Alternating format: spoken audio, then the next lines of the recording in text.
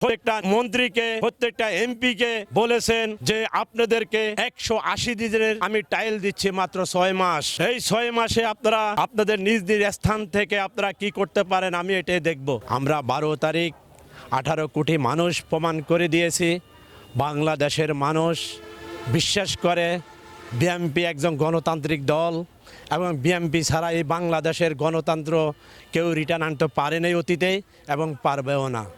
তাই 12ই ফেব্রুয়ারি প্রমাণ করে দিয়েছে যে বাংলাদেশের জাতি বিএনপিকে কতটুকু ভালোবাসে, কতটুকু বিএনপি মানুষের মনের স্থলে স্থান করে নিয়েছে, এটা আমরা প্রমাণ করে দিয়েছি। এবং আমাদের জনাব তারেক রহমান সাহেব আজকে বাংলাদেশের প্রধানমন্ত্রী এবং আমাদের গণতান্ত্রিকের লোকের প্রধানমন্ত্রী, 18 কোটি মানুষের প্রধানমন্ত্রী।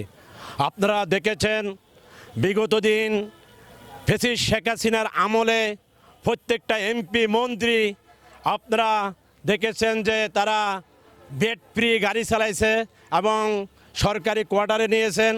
আমাদের দেশের প্রধানমন্ত্রী গঠন করার পরেই শপথ গ্রহণ করার পরে নির্দেশনা দিয়েছেন সচিবালয়ে বসে যে আমার কোনো এমপি, আমার কোনো মন্ত্রী কোনো ফ্ল্যাট ইউজ করতে পারবে না এবং বেড ফ্রি গাড়ি ইউজ করতে পারবে না। আপনারা দেখেছেন এটা একটা নজিরবিহীন ঘটনা।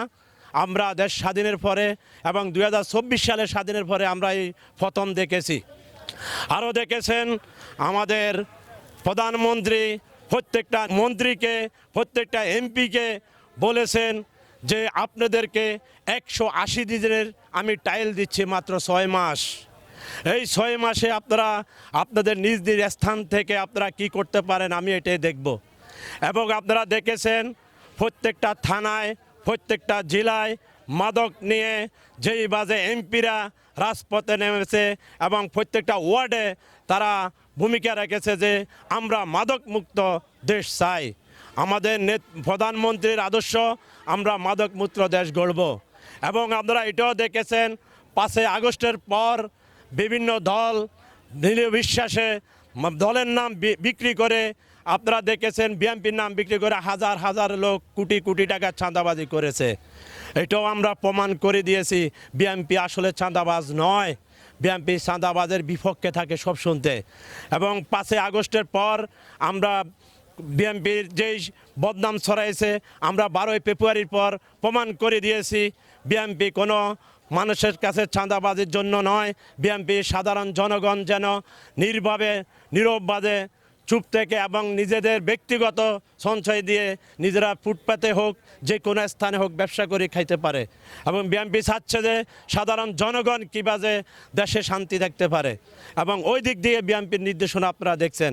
এবং আরও আমরা দেখেছি আমাদের নেতার যেই সহধর্মিণী জুবাইদা রহমান এবং তার মেয়ে আপনার ডাক্তার জাইমার রহমান আপনারা দেখছেন এতিমের সন্তানদের সাথে ইফতারি বিতরণ করে এবং ইফতার করেছে। এটা আমাদের জীবনে প্রথম। আমার বয়স 44 বছর, আমি আর কখনো দেখি নাই। এবং আপনারা এটাও দেখেছেন আমাদের প্রধানমন্ত্রী তারেক রহমান বর্তমানে সাধারণ জনগণের মতো চলাফেরা করতেছে এবং সাধারণ জনগণ যেভাবে চলে এভাবে চলতেছে।